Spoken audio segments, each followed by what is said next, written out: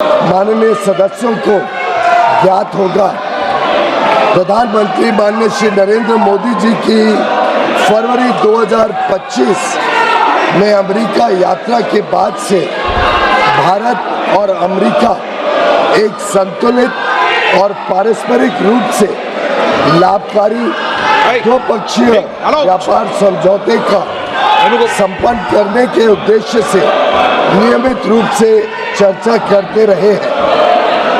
इसी को ध्यान में रखते हुए दोनों पक्ष के वार्ताकारों ने पिछले एक वर्ष में विभिन्न स्तरों पर गहन बातचीत की है।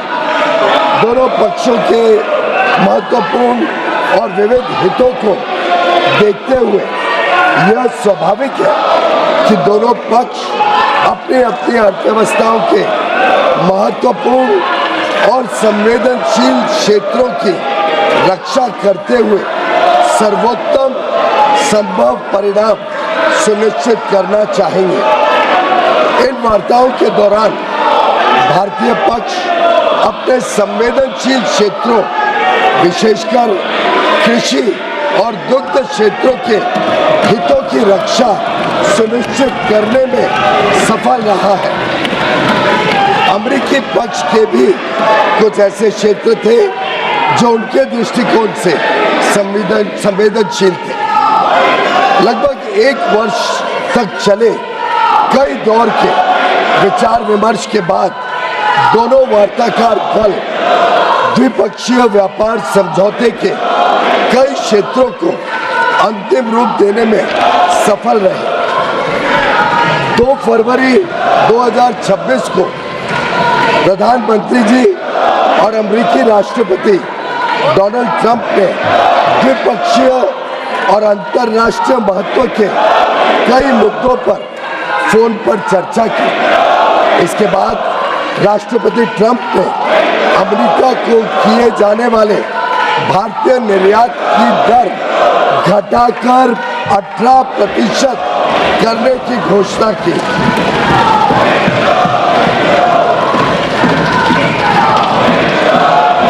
मैं इस बात पर जोर देना चाहता हूं कि यह अमेरिका द्वारा कई प्रतिस्पर्धी देशों पर लगाए गए टैरिफ से कम है, जिससे अमेरिकी बाजार में भारत की निर्यात प्रतिस्पर्धात्मकता में वृद्धि होगी।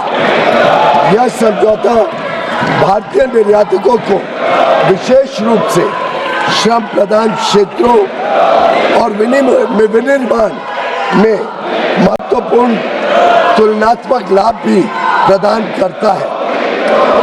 मैं इस सम्मानित सदन के समक्ष यह दोहराना चाहता हूं कि खाद्य और कृषि क्षेत्र में भारत की प्रमुख संवेदनशीलता का पूर्णतः ध्यान रखा गया है। साथ ही यह साझेदारी लघु और मध्यम उद्यमी MSMEs उद्यमियों, कुशल श्रमिकों और उद्योग के लिए नए अवसर खोलेगी। उन्नत प्रौद्योगिकियों तक पहुंच का सुगम बनाएगी और भारत के make in India for the world, design in India for the world और innovate in India for the world के दृष्टिकोण को साकार करने में सहायक होगी। यह ऐतिहासिक ढांचागत समझौता भारत अमेरिका संबंधों को मजबूत करने और विकसित भारत 2047 की दिशा में हमारी यात्रा को आगे बढ़ाने की दिशा में एक महत्वपूर्ण कदम है और यह दुनिया के 2 सबसे बड़े लोकतांत्रिक देशों के बीच मजबूत जुड़ाव को भी दर्शाता है, जो स्वाभाविक साझेदार है और साझा समृद्धि के लिए मिलकर काम कर रहे हैं। मैं माननीय सदस्यों को सूचित करना चाहता हूं कि आगे की कार्रवाई के संदर्भ में दोनों पक्ष व्यापार समझौते से संबंधित आवश्यक तकनीकी प्रक्रियाओं को पूरा करने और कागजी कार्रवाई को अंतिम रूप देने के लिए मिलकर काम करेंगे ताकि इसकी पूरी क्षमता का शीघ्रता से लाभ उठाया जा सके। समझौते की विस्तृत रूपरेखा इन प्रक्रियाओं के समापन के पश्चात तुरंत घोषित की जाएगी।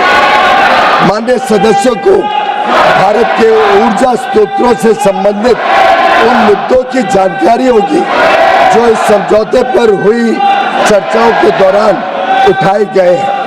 मैं स्पष्ट करना चाहता हूं, जैसा कि सरकार ने कई बार सार्वजनिक रूप से कहा है कि 140 करोड़ भारतीयों की ऊर्जा आवश्यकताओं की सुरक्षा सुनिश्चित करना सरकार की सर्वोत्तम प्राथमिकता है। वस्तुनिष्ठ बाजार स्थितियों और बदलते अंतर्राष्ट्रीय परिदृश्यों के अनुरूप ऊर्जा स्रोतों में विविधता लाना हमारी इस कार्यनीति का मूल आधार है। भारत की सभी कार्रवाइयां इसी बात को ध्यान में रखकर की जाती हैं। अतः मैं माननीय सदस्यों से इन मुद्दों को समुचित दृष्टिकोण से देखने का आग्रह करता हूं। दोनों देशों के बीच भावी व्यापार अवसरों के संदर्भ में माननीय सदस्यगण इस बात को समझेंगे कि भारत और अमेरिका काफी हद तक एक दूसरे की पूरक अर्थव्यवस्थाएं हैं। जैसे जैसे भारत विकसित भारत के पथ पर अग्रसर हो रहा है, हमें ऊर्जा, विमानन, डेटा केंद्र, परमाणु ऊर्जा आदि सहित कई क्षेत्रों में अपनी क्षमताओं को बढ़ाने की आवश्यकता होगी। अमेरिका इन क्षेत्रों में दुनिया का अग्रणी देश है, इसलिए हमारे लिए इन क्षेत्रों में व्यापार की संभावनाओं पर ध्यान केंद्रित करना स्वाभाविक है, जिससे न केवल हमारी खरीद में बल्कि हमारे अपने निर्यात में भी विस्तार होगा। हमारा अनुमान है कि तुलनात्मक लाभ के परिणाम स्वरूप कई क्षेत्रों में भारत का निर्यात अमेरिका में भी काफी बढ़ेगा।